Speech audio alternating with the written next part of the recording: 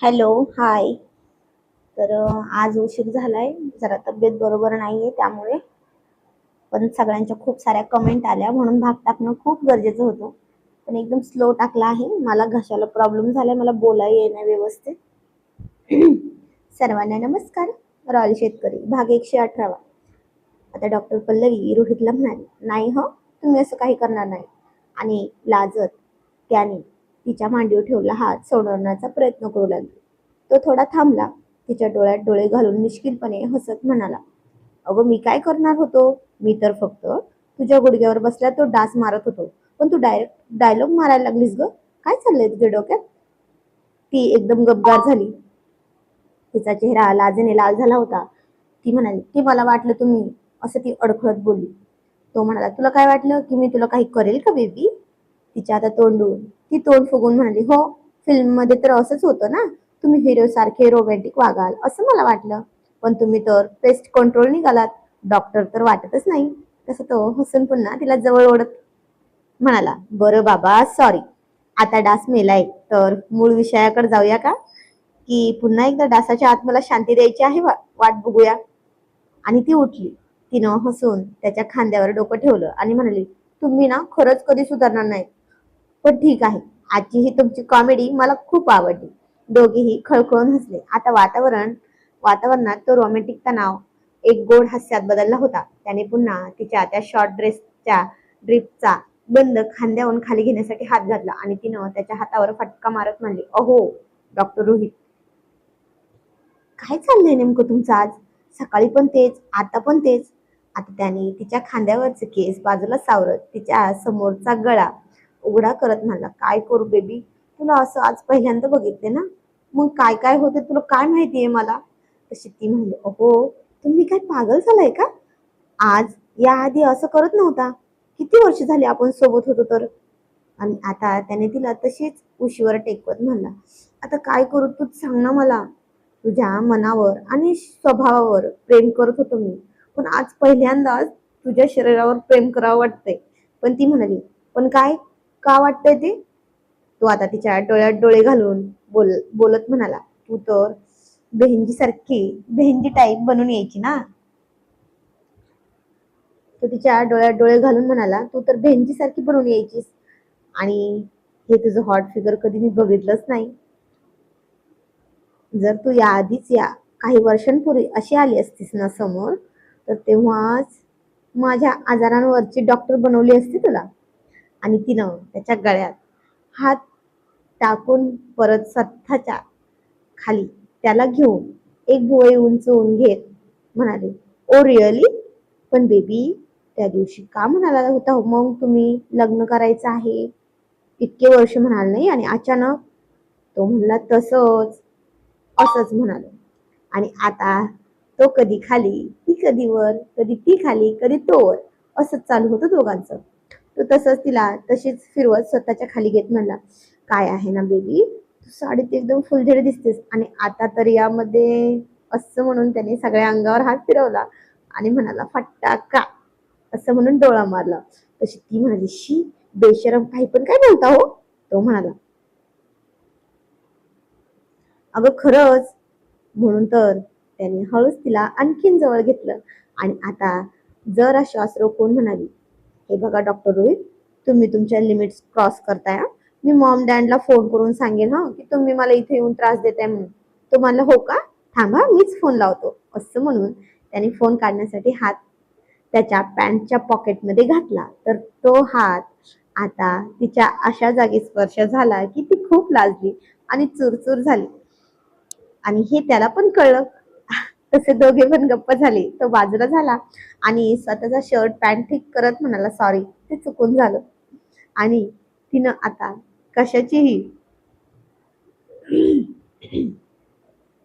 तिनं आता कशाचीही कशाचाही विचार न करता सरळ त्या दिवशी मारली होती रात्रीची मिठी, तशी मिठी मारत म्हणजे, अहो ऐका ना. तो म्हणाला, बोल ना, काय म्हणतेस? पण तिनं हळूच हात पुढे नेत त्याचे शर्टचे बटन खोलत जरा जास्त जवळ ओढून घेत त्याच्या ओठांच्या जवळ ओठ नेत आणि हातातलं काकण दाखवत म्हणली, हे आणि हे उलट मंगळसूत्र दाखवत म्हणजे केव्हा करणार, तुमच्यामुळेच राहिले आहे हे सगळं. आता तो तिचा हात हातात घेऊन स्वतःच्या गळ्यात टाकून घेत म्हणाला, तुझं हे झालं ना की मग. ती म्हणली ठीक आहे असं म्हणून तिनेच त्याच्या तोंडात तोंड घातलं आणि आता खूप वेळ एक हॉट रोमॅन्टिक वातावरण तयार झालं होतं. पण रंगात भंग होणारच ना. एक इमर्जन्सीचा फोन आला. तो त्याने उचलला पण बोलला काहीच नव्हता. नुसतं हो हो करत होता कारण त्याचे ओठ तर बिझी होते ना. आणि त्यानं आता तिच्या गळ्यावर एक हार्ट केला. त्याने तर जास्तच तिच्या गळ्यावर हार्ट किस केल्यामुळं तशी ती म्हणाली आऊच जरा हळू ना. आणि तिकडे त्याच्या डॅडला ते ऐकायला गेलं आणि ते म्हणाले बेटा वेळ मिळाला ना तुला, वेळ नाही मिळाला ना तरी चालेल, मी बघतो इथं. आणि हसून फोन ठेवला. तो म्हणला अगं काय हे, जरा तरी सहन करत जा ना, डॅड काय विचार करतील, तू ओरडलेलं ऐकलं असेल त्यांनी तर. ती म्हणली काय हो तुम्ही असं केलं. रोहितनं फोन खिशात ठेवला आणि कपाळावर हात मारत म्हणला गप्प बसता येत नाही का तुला, आता डॅड समजले असतील. ती गालातल्या गालात हसत म्हणली मी काय मुद्दाम केलं का, मी मुद्दाम ओरडले का, तुम्हीच असं डॉक्टर असून की जोरात चावलात का, मग मी काय करणार. रोहित खोडकरपणे तिच्या जवळ जात विचारत म्हणाला बरं मग आता डॅडना तर कळलं आहे ना आपण काय करतोय ते, मग विषय पुढे न्यायचा का, की पुन्हा एखादा डास शोधायचा आहे. ती लाजली आणि पळून जाऊ लागली. पण आता रोहित तिचा हात धरून तिला तशीच भिंतीवर दाबून धरलं आणि तिला खालपासून वरपर्यंत स्वतःच्या नजरेने स्कॅन करत म्हणला अरे यार बेबी खरंच खूप जास्त भारी दिसतेस तू, काय करू मी, तू आपल्या घरी पण असेच कपडे घालणार का. ती हसून म्हणाली हो त्यात काय झालं, तेव्हा पण घालणारच आहे की. तो आता तिच्या कमरेत हात घालून तिला स्वतःच्या आणि भिंतीच्या मध्यभागी आणखी जवळ दाबून म्हणला मग बरं झालं, म्हणजे दिवसभर केलेल्या कामानंतर जबरदस्त बेड मसाज मिळेल ना तुझ्या या नाजूक हातांनी. असं म्हणत त्याने तिचे दोन्ही हात आपल्या हातात एकाच हातात घेतले आणि आणि ते भिंतीवर दाबून घट्ट पकडून ठेवले. आता तिच्या डोळ्यात तो बघत बघत खूप जवळ आला आणि त्या क्षणात दोघं पण हरवून गेले त्या रात्रीसारखे. बऱ्याच वेळानंतर तिनं आपलं तोंड बाजूला काढून श्वास घेत म्हणाले अहो बस ना आता, ओठ दुखायला लागलेत माझे. तो मिश्किलपणे हसत म्हणला दुखू देत ना, आता फक्त तेवढंच दुखेल, मग त्यानंतर सवय होईल ना त्यांना. पण यापुढे गेल्यावर तुला खूप काही अनुभवायला मिळेल माहिती आहे ना. त्याचं असं बोलणं ऐकून ती लाजेने खाली पाहत म्हणली बेशरम आहात तुम्ही, मला वाटलं होतं खूप शांत आहात, पण तुम्ही तर खूपच जास्त रोमॅन्टिक निघालात हो. या चष्म्याच्या मागे असणारे तुमचे डोळे तर वेगळेच आहेत ना, म्हणजे हत्तीचे दाखवायचे दात एक आणि खायचे दात एक, हो की नाही, असंच काहीच आहे ना तुमचं. तसं तो तिला डोळा मारत म्हणाला मग तू तरी कुठे काय कमी आहेस का, बेहंजी टाईप वाटत होतीस पहिली, पण निघालीस एकदम पटाका, तो पण माझ्या स्पर्शाने पेटणारा. हे ऐकून दोघंही खळखळून हसले. काही वेळाने त्याने तिचा निरोप घेतला. ती बाहेर त्याला सोडवायला आली तसा तो तिला पुन्हा घरात ओढत म्हणाला अगं काय आहे? अशी बाहेर जाऊ नकोस, नाहीतर तुला असं बघून माझा पत्ता कट व्हायचा. ती हसून म्हणाली अहो डॉक्टर रोहित असं कसं होईल, असं कसं, तुमचं पेशंट तुमच्या नावाचं आहे ना, मग ते दुसऱ्याच्या क्लिनिक मध्ये नसते जात, ते तुम्ही कसं म्हणता परमनंट लायसन वाला आहे, कळलं का. तो हसून म्हणला ओके बेबी कळलं, चल येतो मी, पण हे असं राहू नकोस हा, बाहेर येऊ नकोस अशी. असं म्हणून तो निघून गेला. पण आता अवघ्या 2 मिनिटातच पुन्हा बेल वाजली. ती अजून खालीच होती. तिने पटकन अंगावर ओढणी घेतली कारण कोण असेल सांगता येत नव्हतं ना. तिने दार उघडलं तर समोर पुन्हा तोच. ती आश्चर्याने म्हणली काय हो, काही राहिलंय का. तो इकडे तिकडे कोणी दिसतंय का बघत जवळ आला तिच्या आणि म्हणला हो ना ते हे, असं म्हणून त्याने तिच्या पोटावर खूप प्रेमाने हात फिरवला, तिथेच त्याचे ओठ टेकवले आणि निघाला. निघण्याआधी तिला म्हणाला खूप त्रास जर झाला ना मला फोन कर, चल येतो मी, सुट्टी घेऊ द्या आणि हो संध्याकाळी तुला नेण्यासाठी येतोय, जमेल ना, म्हणजे पुढे सगळं काही करायला परमिशन मिळेल, आता मला धीर धरवत नाही असं म्हणून तो हसला आणि ती पण खूप गोडगोड हसली. हो या, जपून जा असं म्हणाली. रोहित गेल्यानंतर ती रात्रभर फक्त त्याचाच विचार करत होती. कालचे ते क्षण, त्याचा तो बदललेला रोमॅन्टिक अवतार आणि जाता जाता त्याने दिलेली ती प्रेमाची घेतलेली काळजी सगळं आठवून ती सारखी गालातल्या गालात हसत होती. त्याने म्हटल्याप्रमाणे ती आज संध्याकाळी वाट पाहत होती त्याची. तिने विचार केला, काल त्याचं झालं, माझं फटाका रूप आवडलं होतं त्याला, पण आता त्यांना माझी जुनी फुलझडीच दाखवते. तिने मुद्दाम त्याच्या आवडतीची राणी कलर रंगाची साडी घातली, केसात गजरा बाळला, थोडासा मेकअप केला आणि तयार झाली. संध्याकाळी घराबाहेर गाडीचा हॉर्न वाजला. ती धावतच घरातून खाली आली, पण बाहेरचं दृश्य बघून तिचे पावले थबकले. गाडीत तर फक्त रोहित नव्हता, तर त्याच्या बाजूच्या सीटवर डॅड सुद्धा बसले होते. रोहितने आरशातून तिकडे बघितलं आणि असहजतेने खांदे उडवले, जणू तो सांगत होता की मी काय करू, ते सोबत आलेत. ती जवळ येताच डॅड हसून म्हणले, या सुनबाई, आज तुम्ही साडीत एकदम नटून थुटून तयार आहात. रोहित, काय रे, आज हॉस्पिटलमध्ये काय विशेष कार्यक्रम आहे काय? रोहित खोटं हसून म्हणाला, नाही डॅड, काही नाही, चला निघूयात आपण घरी. गाडी सुरू झाली. डॅड आज पूर्ण मूड मध्ये होते चेष्टा करण्याच्या, आणि त्यांनी विषय काढला. पण त्यांना कुठेतरी थांबायचं होतं. ते म्हणाले, पुढे गेल्यावर मला थांबव. डॅड आज चेष्टा करण्याच्या मूड मध्ये होते. त्यांनी विषय काढला. ते म्हणाले, बेटा रोहित, काल तुला मी फोन केला होता ना, तेव्हा तुझी पेशंट खूप जोरात ओरडत होती रे. काय झालं होतं रे नेमकं? मला वाटलं होतं की मोठी इमर्जन्सी तर नाही ना?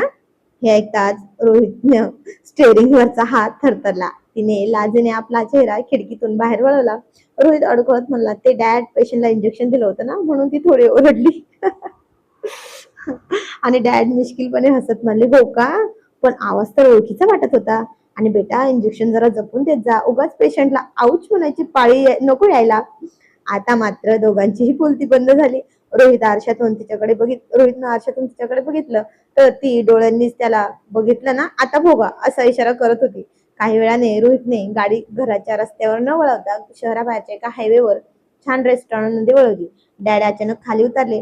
रोहित म्हणला, डॅड, तुमचे मित्र तुमची वाट पाहतायत ना, तुम्ही एन्जॉय करा, मी हिला घरी घेऊन जातो.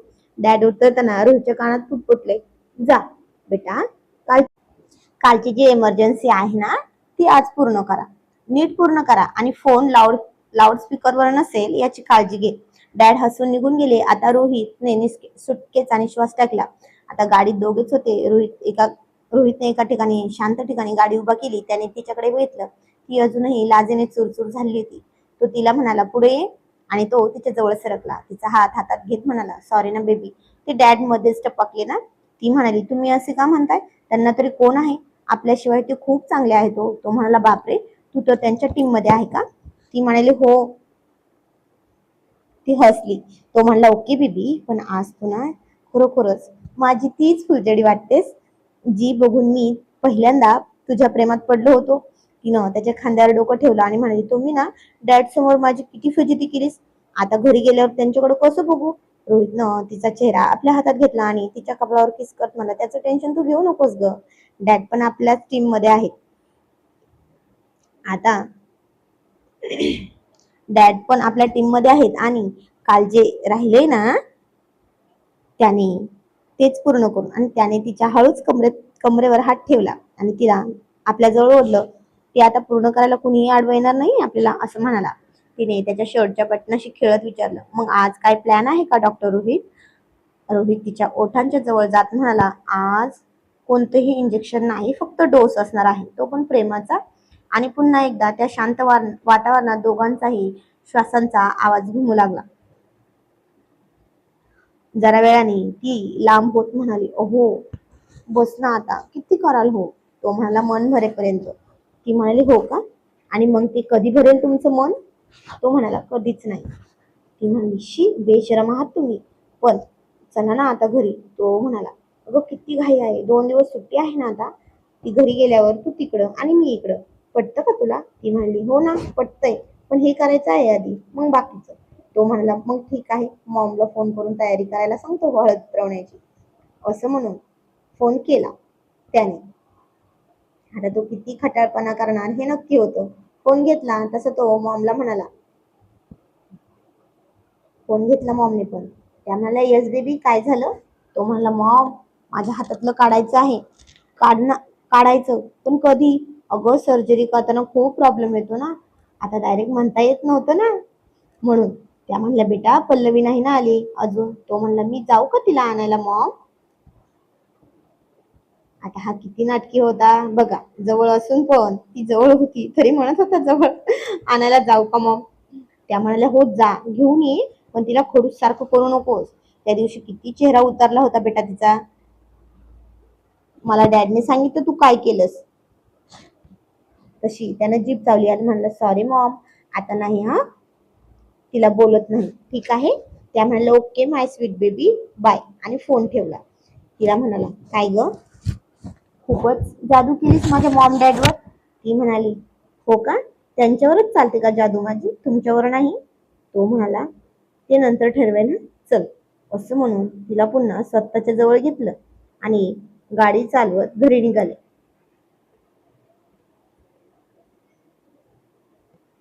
आजचा भाग कसा वाटला ते कमेंट मध्ये नक्की सांगायचंय. धन्यवाद.